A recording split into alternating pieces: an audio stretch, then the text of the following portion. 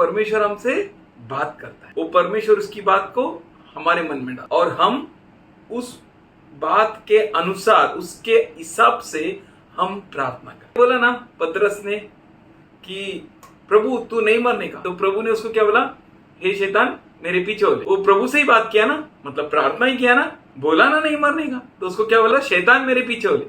मतलब हम लोग का मुंह से शैतान का शब्द निकल रहे हैं, प्रभु का शब्द निकल रहे हैं, या इस दुनिया के बातें निकल रही हैं। ये हम लोग को बहुत सोच के समझ के अच्छे मन से अच्छे दिल से प्रार्थना करना। हम लोग प्रार्थना करेंगे तो हमारी प्रार्थना कहां पर सुनी जाएगी, स्वर्ग में सुनी जाएगी, क्योंकि हमारा परमेश्वर कहां पर है, स्वर्ग में है।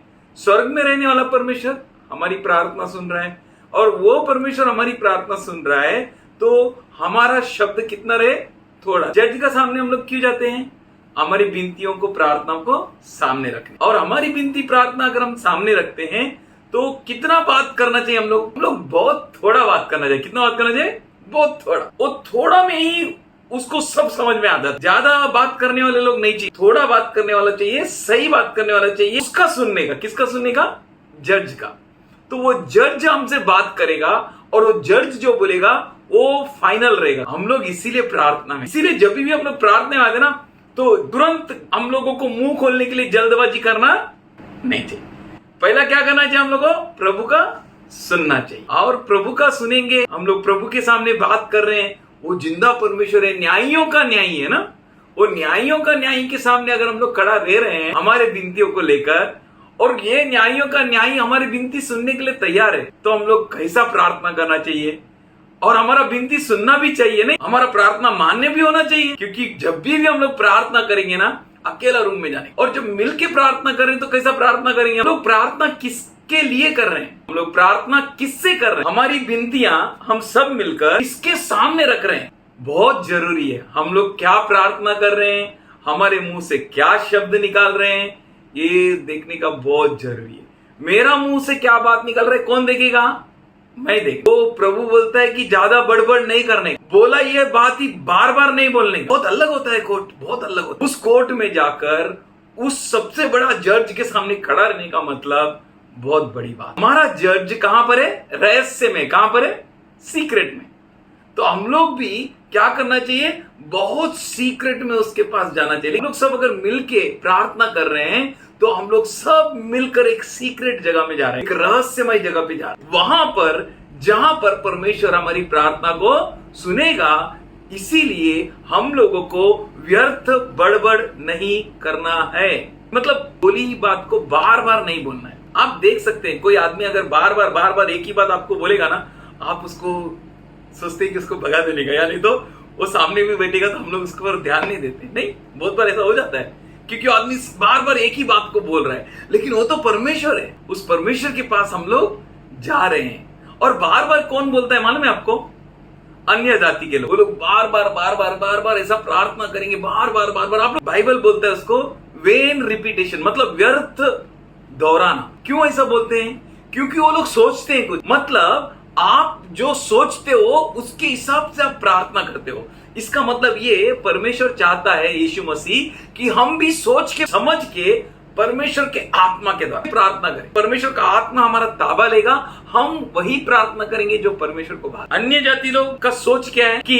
वो बहुत बड़बड़ करेंगे, बार बार एक ही बात को, या ज्यादा बात करेंगे तो उनको ऐसा लगता है कि उनका भगवान सुनेगा। वो मोले दागोन बहुत सारा भगवान है, इसके सामने टिक नहीं सकती ना। एली ने बोला इसका परमेश्वर आग से उत्तर देगा। अभी हालेलुया भी अगर हम लोग बार बार बोलेंगे तो ये भी बड़बड़ है। मैं भी सुधर रहा हूं, मैं भी सीख रहा हूं कि मैं प्रार्थना कैसे करूं। कोई तो हर एक बात में वही हालेलुया हालेलुया बोलते रहेंगे, हर एक बात में प्रेज द लॉर्ड बोलते रहेंगे, हर एक बात में कुछ ना कुछ बोलते रहेंगे।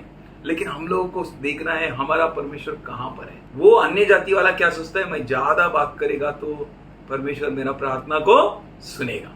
एलिया ने बोला जिसका परमेश्वर आग से उत्तर देगा वो परमेश्वर है। मतलब हम लोग जो भी प्रार्थना करेंगे उस प्रार्थना को अग्नि के साथ गवाही देगा, वो स्पर्श करेगा, उत्तर देगा। लेकिन वो लोगों ने कितना बड़बड़ किया, और एलिया ने भी क्या बोला, शायद तुम्हारा भगवान घूमने गया होगा, सो गया होगा, कहीं और गया होगा।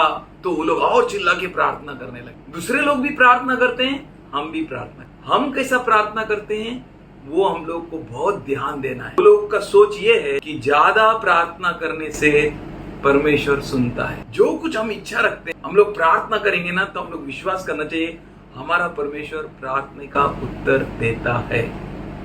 फिर हम लोग प्रभु का सामने हमारे विनतियों को रखते हैं, क्योंकि वो परमेश्वर प्रार्थना का विनतियों को सुनता है और वो प्रार्थना का उत्तर भी देता है। मार्क रचित सुवर्तमान उसका 11 अध्याय और 25वां आयत में बोला है कि जब भी तुम प्रार्थना करने आओगे ना, तो क्या करने का, आप दूसरे को क्षमा करने का। कैसा क्षमा करने का? जैसा प्रभु ने हमारे पापों को क्षमा किया। बिना दूसरे के पापों को क्षमा किए आप प्रार्थना नहीं कर सकते। मिलके प्रार्थना हो या अकेले में प्रार्थना, किसी का भी खिलाफ आपके मन में कुछ है और आप प्रार्थना में बैठे, बहुत बुरा हो जाएगा। आप किसके सामने आ रहे हो? राजाओं के राजा और प्रभुओं के प्रभु के सामने आ रहे हो और आप प्रार्थना करने आ रहे हो। सामने वाला क्या मन में रखा है आपका बिजनेस नहीं है। आपका मन में अगर किसी के खिलाफ बुरा है, अगर आपने क्षमा नहीं किया है, अगर आपके मन में किसी के खिलाफ कुछ है और आपने उसको क्षमा नहीं किया है, तो आप प्रार्थना नहीं कर सकते। आपको प्रार्थना कभी करना है? क्षमा करने के बाद। तो ढूंढना है पहला कि प्रभु से प्रार्थना करने के पहले मैं किसको क्षमा करना चाहिए, वो सबको ढूंढना है। क्षमा नहीं करेगा तो प्रार्थना नहीं सुनेगा, प्रार्थना नहीं सुनेगा तो हम लोग आशीष नहीं हो पाएंगे। अगर हम लोग सोचते हैं कि बिना प्रार्थना का भी मेरा गाड़ी चलेगा, तो वो बहुत टेम्पररी गाड़ी। हम लोग बहुत अलग लोग हैं, हम लोग प्रभु के राज्य के लोग हैं। तो हम लोगों को तो प्रभु के नियम के अनुसार, उसके कानून कायदे के अनुसार चलना है। सामने वाला चलता है या नहीं उससे मतलब नहीं है, हमको हमारे से मतलब है कि हम सही ढंग से चलते हैं या नहीं। आपको दूसरे का क्षमा करके ही प्रभु के सामने प्रार्थना के आना है, क्योंकि वो परमेश्वर जो स्वर्ग में है उसने हमारे सब अपराधों को क्षमा किया। ऐसा एक भी अपराध है कि जो क्षमा नहीं किया है प्रभु, या कोई ऐसा पाप है जो क्षमा नहीं कर सकता है प्रभु, ऐसा कुछ है? इसीलिए हम लोग जो खड़ा रहते हैं ना प्रभु के सामने ऐसा घमंड के साथ, वो यीशु का धार्मिकता को लेके खड़ा रहते। मेरा परमेश्वर प्रार्थना सुनेगा। क्यों? हमारे ऊपर मसीह का धार्मिकता है। कब है हमारे ऊपर मसीह का धार्मिकता? जब हम उसके धार्मिकता से चलते हैं। उसने क्षमा किया, हम भी क्षमा कर। उसने हमारे सब अधर्मों को क्षमा किया। तो ऐसा एक भी आदमी नहीं रहना चाहिए आपकी जिंदगी में जिसके अधर्मों को आपने क्षमा नहीं किया। अगर कोई एक ऐसा है तो पहले प्रार्थना बंद करना। क्या करना है? प्रार्थना। कोई ऐसा ईश्वर है जो बोलता है भाई इधर ऑफरिंग मत दो, इधर आप बलि मत जड़ाओ? ये ईश्वर बोलता है, क्योंकि ये ईश्वर है। वो बोलता है पहला ये काम छोड़ दे, मेरे से नाता जोड़ने का छोड़ दे।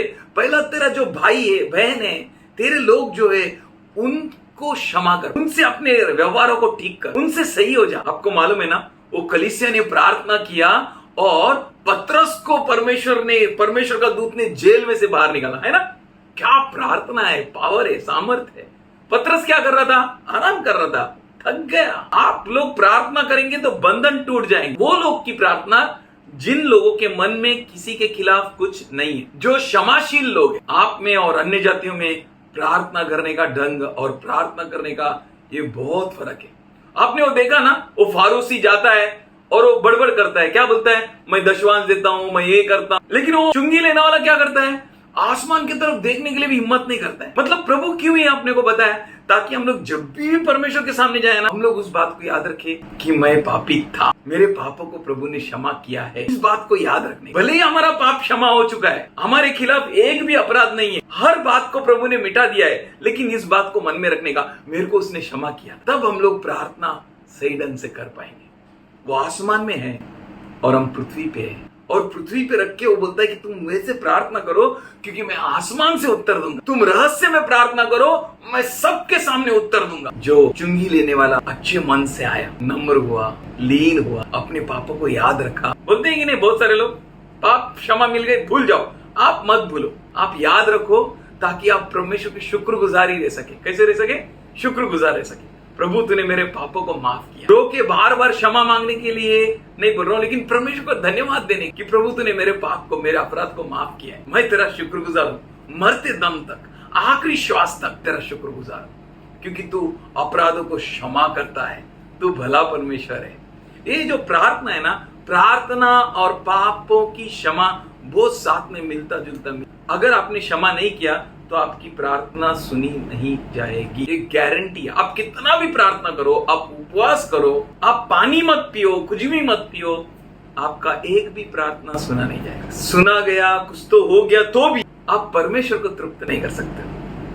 हम लोग जीते हैं परमेश्वर को तृप्त करने के लिए, और जिस ढंग से वो बोलता है हमें प्रार्थना करने के लिए, उसी ढंग से प्रार्थना करना है। मत्ती 18:18 में बोलता है, तुम जिस चीज को बांधोगे वो बंध जाएगा। तो कैसा बांधना है? भाई भाई को क्या करना है? हम लोग को बांधना है ना। अगर भाई भाई बंध गया, एक हो गया, इधर पृथ्वी पे बांधोगे तो स्वर्ग में बांध दिया जाएगा। हम सब एक हो जाएंगे ना यहाँ पर मन में, तो स्वर्ग में भी हम लोग एक रहेंगे। प्रभु चाहता है हम सब एक हो जाएं, और जो चीज को तोड़ना है वो तोड़ देना है, जो चीज को काटना है वो चीज को काट देना है। वो बोलते जिस चीज को तुम बांधोगे वो बांध दिया जाएगा, जिसको तुम खोल दोगे वो खुल जाएगा। आपको प्यार को खोलना है, आपको शांति को खोलना है, आपको समझ को खोलना है, आपको क्षमा को खोलना है। आप बहुत बड़ा चमत्कार देखेंगे आपके प्रार्थनाओं में, आप बहुत बड़ा चमत्कार देखेंगे आपके जीवन। ऐसा चमत्कार जो आपका मन गवा देगा, आपका विचार गवाही देगी, आपको ऐसा तंदुरुस्ती महसूस होगा, आपको ऐसा स्वास्थ्य महसूस होगा, आत्मा में ऐसा ताकत महसूस होगा। पौलुस कहता है ना, आत्मिक कसरत हर बात में लाभदायक। आत्मिक कसरत है, हम ये करेंगे